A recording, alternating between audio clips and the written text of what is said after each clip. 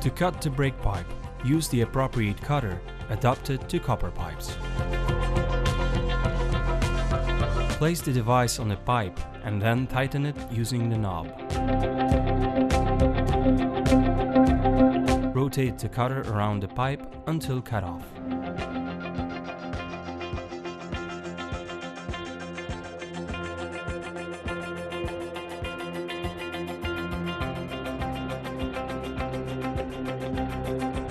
After cutting, remove the remaining fillings using inner reamer. Put the thin ending of inner reamer into the tube and turn it around, pushing to inner walls. Repeat this step on the other end of the tube.